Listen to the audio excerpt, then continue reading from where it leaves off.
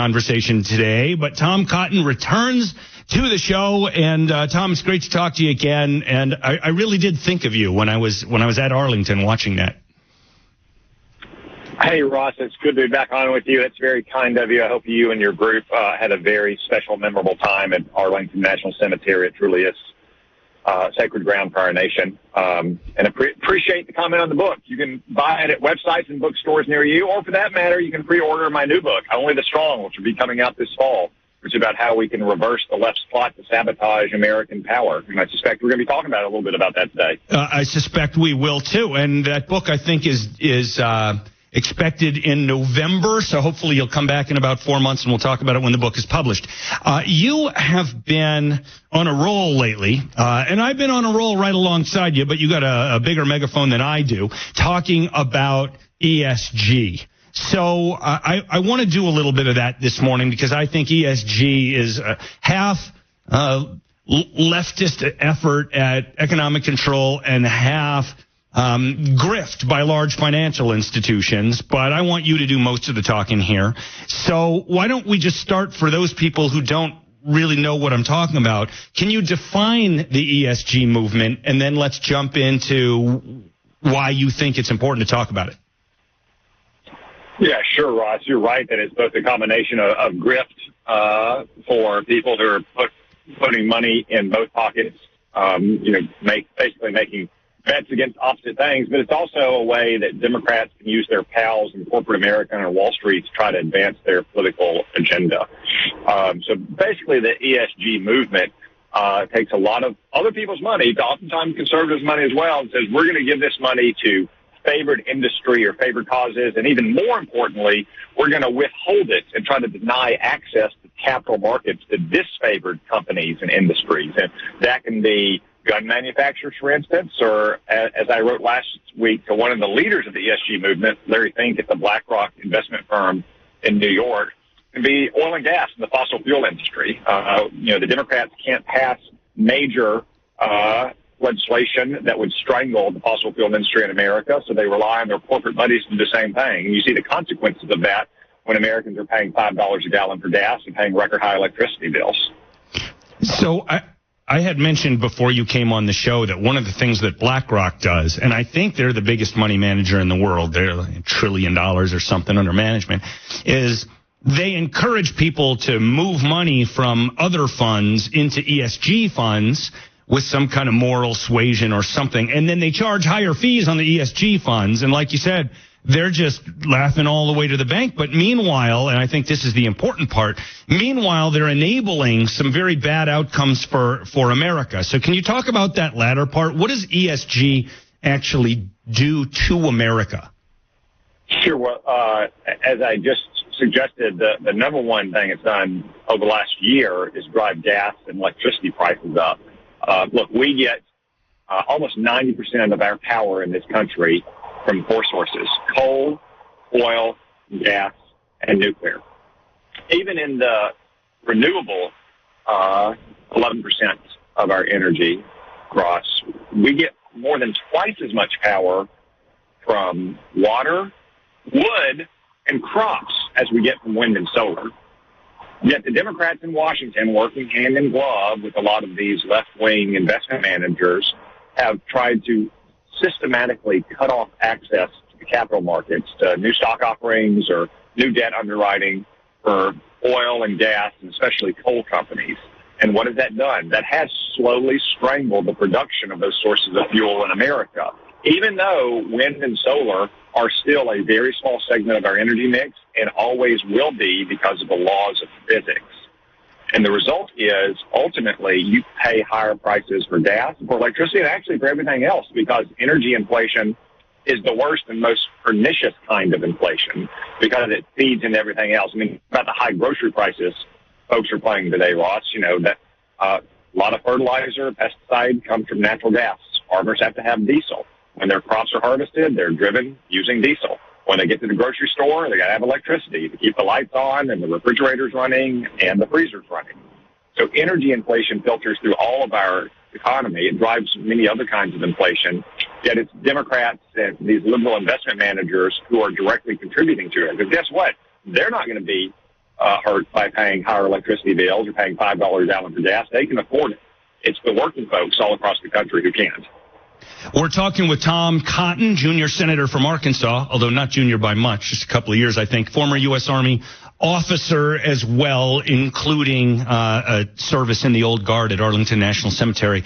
One of the things that troubles me so much about ESG, as if there isn't enough wrong with it, is that it is so difficult to define, even if you were sort of on board with the idea. It is really, really hard, and maybe intentionally so, to define what company qualifies as being good enough in the E or S or G, environmental or social or governmental categories. And it just seems ripe for manipulation, even if you were on board with the idea. Manipulation, Ross. And remember, people managing their own money, they're managing your money. They're managing 401ks, they're managing pension funds for labor unions or big companies or teachers or what have you. It'd be one thing if a rich guy like Warren Buffett wanted to pursue these kind of investments with his own money. I might still disagree with his goals, but that's a horse of a different color.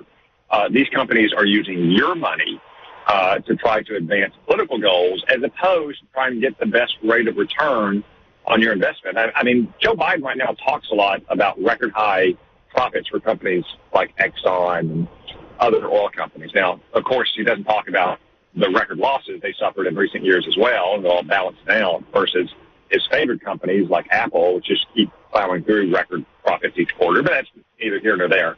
The simplest way to stop record profits going from oil companies is to increase the supply of oil and gas. That will bring the price down. And Democrats have an ideological, almost a theological opposition to producing the natural resources that God blessed our great land with. You wrote a very interesting letter to Larry Fink, who's the chairman and CEO of BlackRock, about a group called Climate Action 100 Plus. And one sentence in here, or you talk about BlackRock being an investor or participant in this group. CA 100 plus investor participants appear to be running a spoke and hub conspiracy to restrict the supply of fossil fuels. I'll just leave the quote there. It's a remarkable statement. Can you please explain what this CA 100 plus thing is?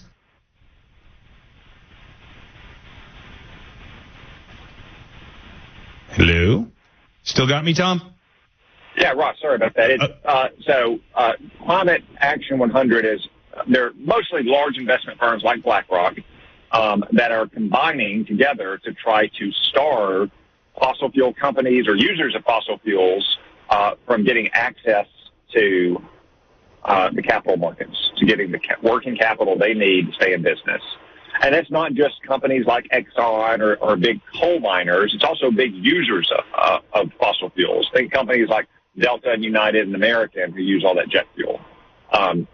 The language you just quoted is a direct reference to our antitrust laws. Now, I personally think there's no doubt that what these companies are doing is a breach of state fiduciary duty laws, and they could be sued for money damages in state courts.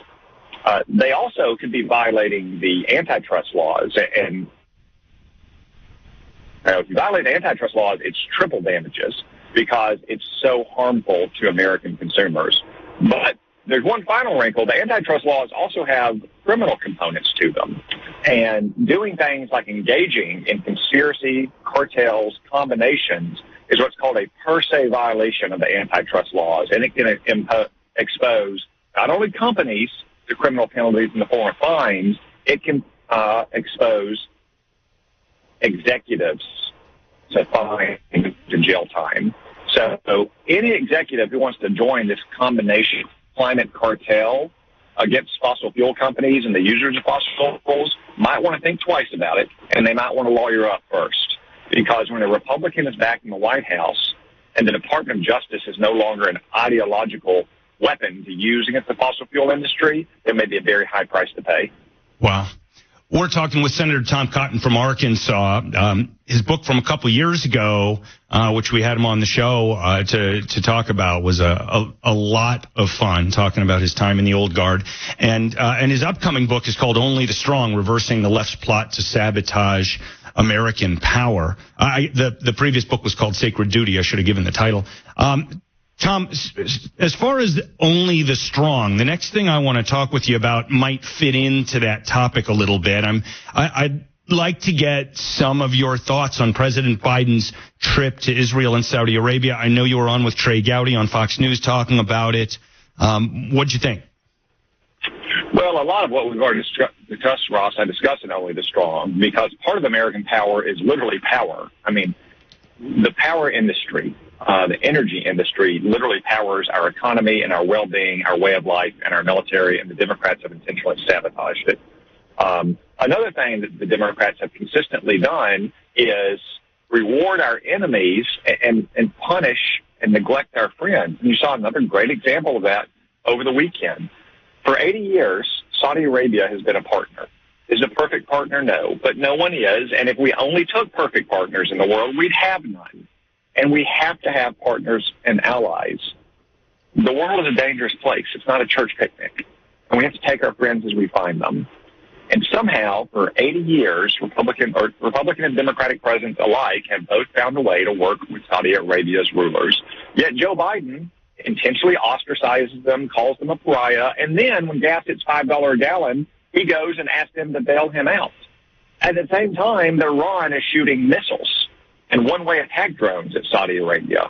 It's no wonder that relationships are a little chilly between the Saudi rulers and Joe Biden, given this record. What we should have done is what we have always done, is work with any country who is pro-American to try to protect ourselves against countries that are anti-American. And in that region, Saudi Arabia, like Israel, is pro-American, and Iran is obviously anti-American. Do you think it would be fair to say that President Trump made similar mistakes, but just with different allies, and didn't treat quite a few of our allies nearly as well as they should have been treated? So the former president, by and large, stood up to our enemies in particular. Yes. Iran and North Korea and China and Russia. I think he was exhausted and exasperated, as frankly a lot of Americans, and sometimes I am as well, with allies who are not carrying their share of the load. And you saw that most particularly in Europe with countries like Germany. Now, Germany says it's come around now because of Vladimir Putin's war of aggression in Ukraine, but good gracious, they put themselves over a Russian barrel and enticed Vladimir Putin into this trial of strength. You know, Winston Churchill said shortly after World War II, after watching the Russians up close, after sitting through numerous summits with Joseph Stalin, is that there is nothing they respect more than strength, nothing they condemn more than weakness, especially military weakness, and that we should not tempt them with trials of strength. That's what President Trump was getting at, I think, is that too many of our European partners always expected America to carry the load. And his point, and he was right, is that we cannot care more about the safety and security and future of German kids and French kids and Italian kids than Germans and French and Italian adults do. Let's move on to some domestic stuff. We have just a few minutes left here. So I have to ask you the obligatory question that you're not going to answer, but I'm going to ask you anyway. What are the chances that you're going to run for president? And if you're thinking about it, would your decision be impacted one way or another by whether Donald Trump decides to run for president? Well, the chances, I guess, are higher than I'm going to answer your question right now, Ross. I'll put it this way. I had a drill sergeant during basic rifle marksmanship always told us to focus on the 25-meter target. There are a lot of other targets out there in the distant future, but or in the distance, but the 25-meter target is what you got to hit first. And right now, the 25-meter target for us is winning this election in November, so we can take back the House and take back the Senate and stop Joe Biden and the Democrats' reckless tax spend and regulate agenda that's driving so much of the inflation harming Americans, try to address the border crisis we have. For future elections, I can wait until the future to evaluate those, Ross. Fair enough. So I know you're in a red state. I'm curious, without getting into an actual policy discussion, just a political question, how do you think the issue of abortion is going to play into this year's elections? Well, Ross, first off, I'm pleased the Supreme Court finally reversed a 50-year historic mistake in Roe v. Wade. It's amusing to watch these liberal Democrats become hysterical about a right that's not in the Constitution, the right to have an abortion, and completely ignore and try to override a right that is explicitly in the Constitution, the right to keep and bear arms.